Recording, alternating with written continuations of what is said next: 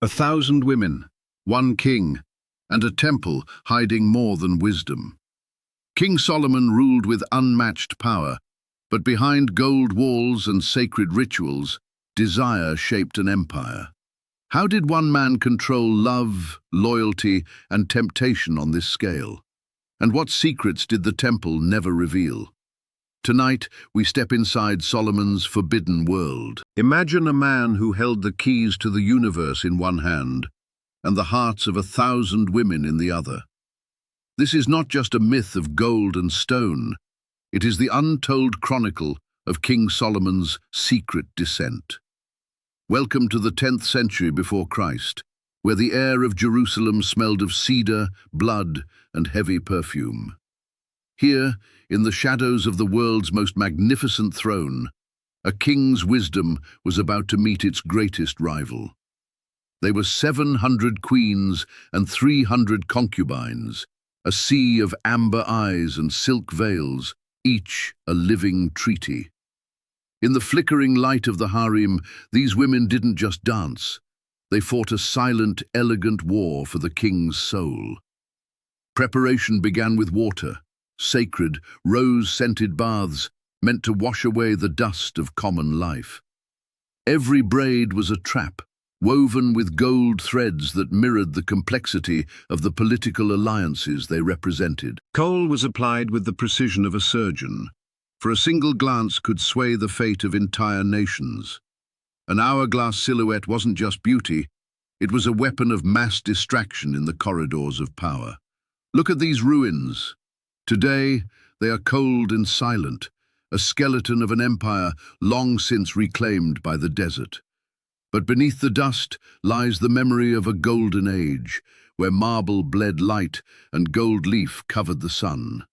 Solomon sat at the center of it all, a man gifted with divine insight, yet haunted by a hunger that no crown could satisfy. From his balcony, he surveyed a city that was the envy of the world, a machine of prayer and commerce. The incense rose like a physical wall between the king and his people, a sweet, suffocating barrier of privilege. In the high windows of the palace, eyes watched the king, each woman wondering if tonight would be her night of glory. A hand against a curtain, a whispered name in the dark. The harem was a labyrinth where one could easily lose their way. It was a city within a city, governed by its own laws, its own jealousies, and its own dangerous ambitions. Alliances were forged in the steam of the baths, and betrayals were plotted over cups of spiced wine.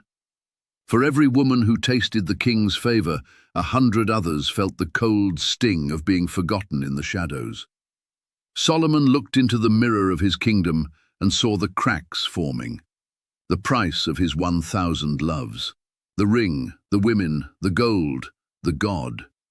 Everything was interconnected in a web of divine glory and human sin. Was he a saint, building a house for the Almighty, or a man building a monument to his own insatiable ego? Legend speaks of a ring, a seal that could bind the very demons of the air. Was this the source of his genius, or his curse? Today, we peel back the gold leaf. Join me as we step into the labyrinth of desire and uncover the secret of Solomon's ring. 90 tons of gold, 180,000 men. One house for a god who cannot be contained by the earth. Witness the birth of the impossible. The year is 957 BC, and Mount Moriah is screaming with the sound of iron. Every block of limestone weighs as much as a mountain, dragged by men who believe they are building a bridge to heaven. This wasn't just labor, it was a symphony of sweat. Muscles strained under a sun that seemed to bow to Solomon's will. High above the dust, the king watches. He isn't just a ruler, he is the architect of a new world order. From the snow-capped peaks of Lebanon, the giant cedars fall, the strongest wood for the strongest king on earth. Can you smell the sawdust and the heat? This is the scent of a kingdom transforming into a legend. Deep in the forges, the gold begins to weep. Molten fire is poured like water to coat the very walls of the sanctuary. A thin skin of divinity. Every inch of cedar is hidden beneath a layer of pure, unyielding 24-karat gold. At the gate stand Jachin and Boaz, two bronze giants that remind every man who enters, God establishes, and in him is strength. Step inside. The light doesn't just shine here, it vibrates. You are walking into the throat of a golden lion. Look up. The cherubims spread their wings, 15 feet of gold-clad olive wood, guarding the space where man meets the infinite. Every joint, every stone, every pillar was cut miles away, so that no sound of a hammer was heard on the holy mountain. This was the silent construction, a miracle of engineering where the stones whispered into place like a divine puzzle. The bronze sea sits on the backs of 12 bulls, holding 40,000 gallons of water for the cleansing of the soul. 7 years of agony, 7 years of glory. Time itself bowed down to finish this temple of light. Solomon's hand touches the stone. He knows that gold can be stolen, but the prestige of this temple is eternal.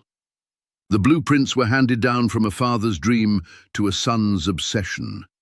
Geometry becomes a form of worship. In the dead of night, the temple doesn't sleep. It glows with 1,000 lamps, a star fallen onto the hills of Judea. Hear the chains rattle, feel the tension of the ropes. This is the weight of a nation's devotion, pulling toward the sky. From the harem windows, the women watch. They see the gold, and they see the power, and they know the cost of such a house. It is the most expensive building in human history. A monument so bright it could be seen for miles across the desert.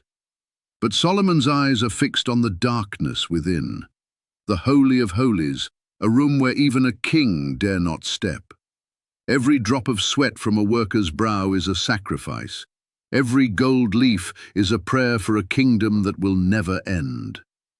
But as the last stone is laid, the king realizes, building the house of God was easy. Ruling his own heart is the real war. While the world sleeps in chaos, one city moves with the precision of the stars. Welcome to the machine of the soul. The morning begins with fire, a single spark in the darkness fed by silver-flecked oil that must never run dry. Thousands of marble tiles are scrubbed until they reflect the heavens, as if the ground itself must be worthy of God. Then the silver trumpets scream, a piercing cry that echoes through the Roman arches, waking the king and the creator alike. Water roars through hidden Roman aqueducts, a marvel of ancient engineering feeding the thirst of the sacred courtyards. 1,000 priests plunge their arms into the bronze sea, chilling water to numb the flesh and awaken the spirit. 12 loaves of bread, perfect and hot, are laid out on gold, a feast for a God who hungereth not, yet demands the best. In the vaulted stone kitchens, the rhythm of kneading dough is the first prayer of the day, a devotion of hands and heat. 24 shifts of men move in a choreographed ballet of white linen, a human clock that has no room for error. The frankincense hits the coals, a thick, suffocating cloud of wealth that turns the air into a shimmering, holy curtain. Follow the smoke as it climbs the gold-leafed rafters. It carries the weight of a nation's sins into the morning sky. Silver strings are plucked. These are the melodies of a warrior king, played with the cold discipline of a Roman legion. The great altar roars to life. It is a hungry beast of stone, demanding the fat of the land to keep the peace. The bronze knife catches the sun.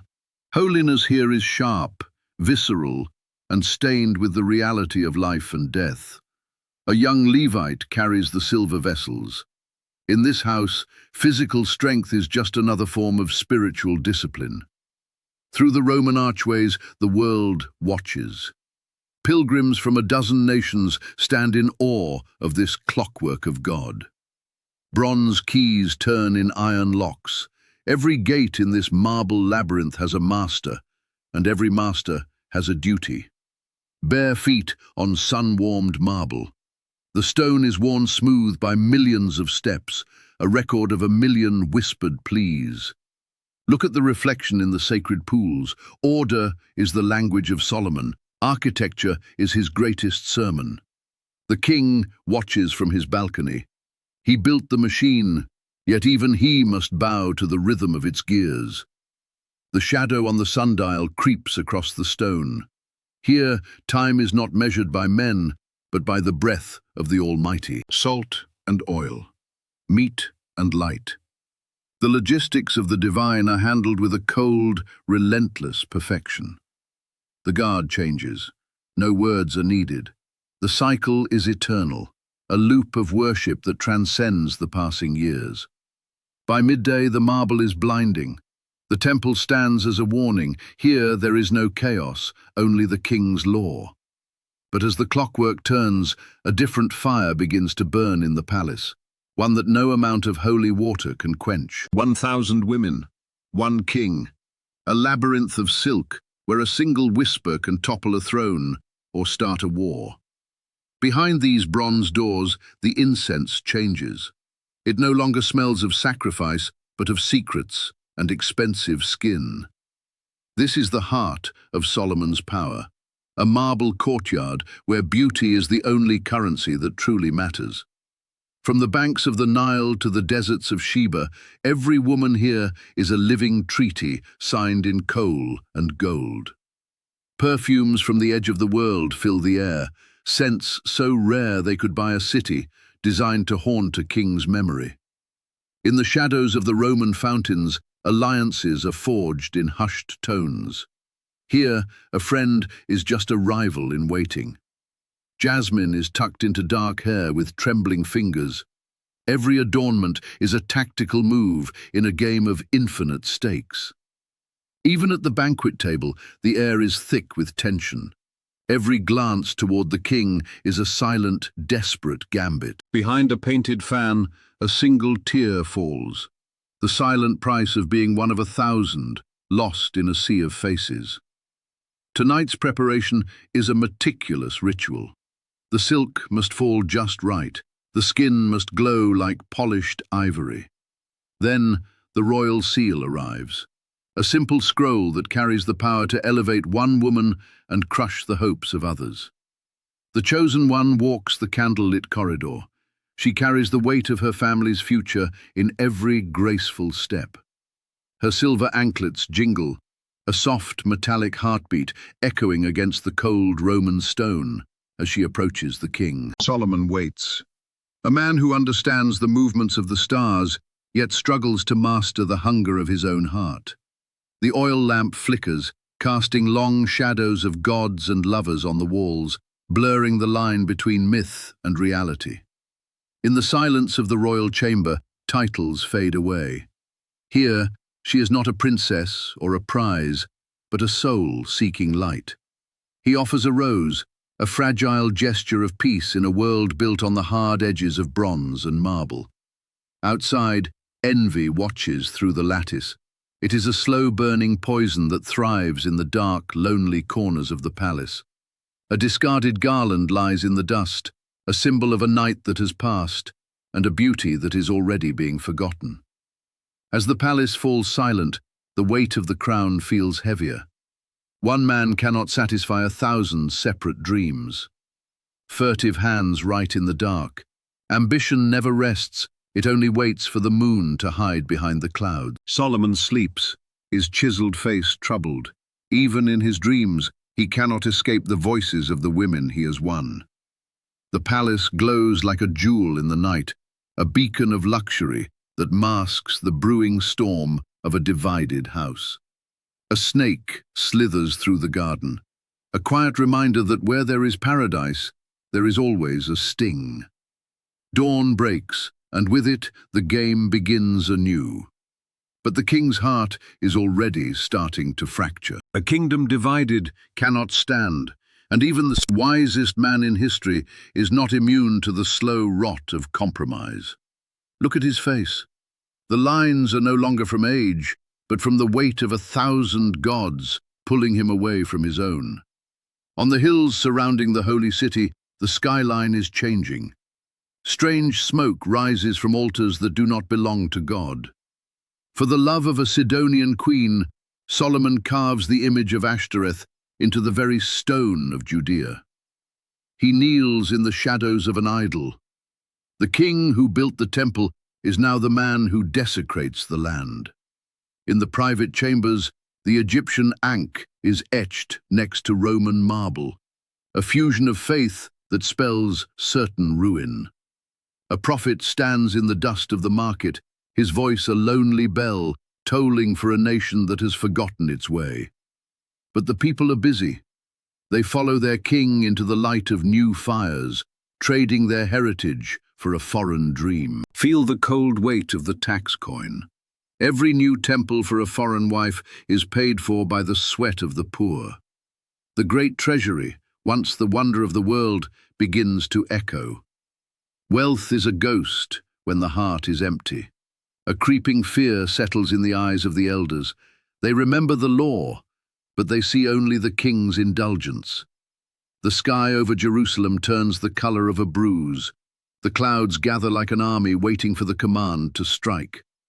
"You have forsaken me," the prophet cries. Solomon turns away, his heart hardened by the very luxury he created. His hand white on his staff, the king realizes he is no longer ruling a kingdom, but managing a slow-motion disaster. The dances around the pagan fires are beautiful, hypnotic, and deadly, the music of a nation losing its soul. A child looks on, lost between two worlds. When the king bows to idols, what hope is there for the next generation? Rehoboam watches his father. He sees the power but misses the wisdom, preparing for a reign of iron and ego. Look at the map.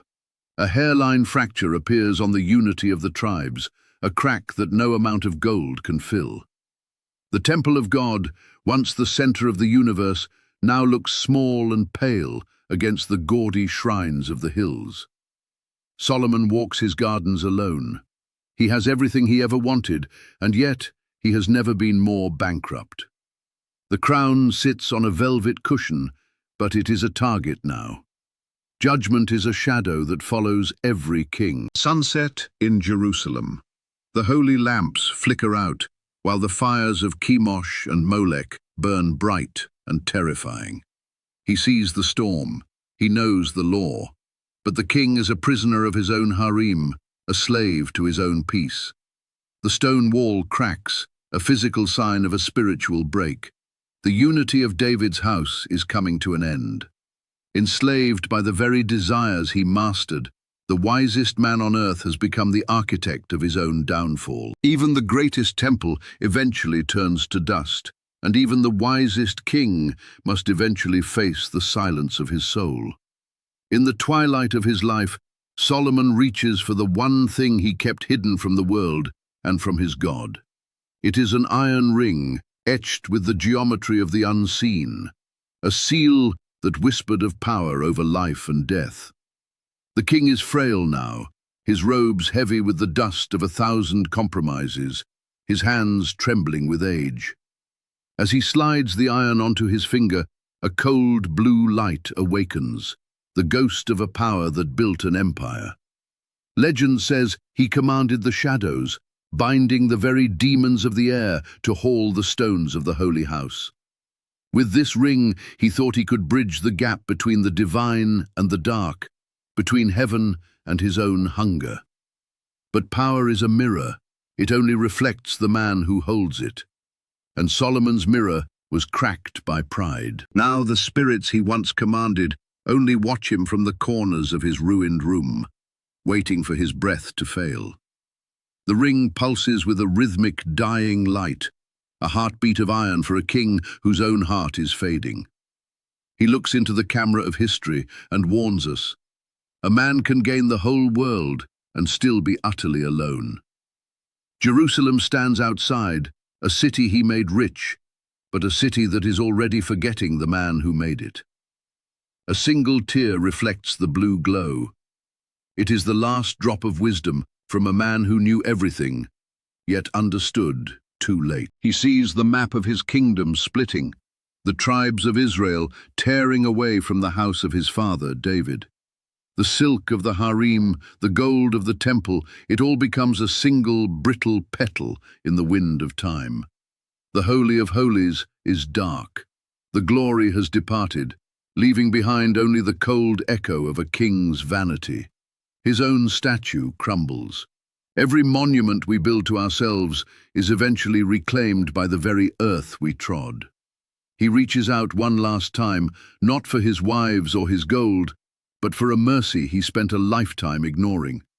The sun sets in blood, a red warning to every ruler who believes their wisdom is greater than their soul. The great King Solomon closes his eyes.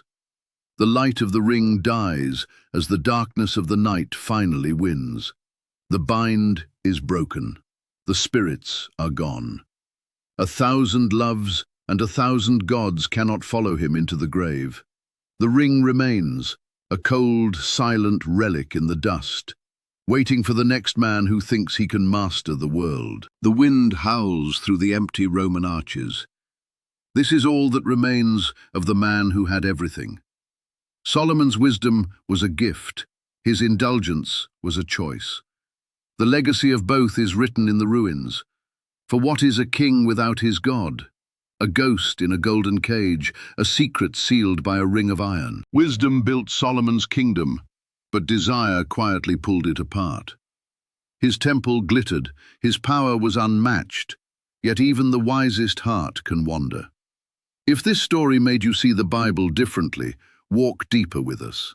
Like and subscribe to Running Toward the Bible, where ancient truth still speaks today.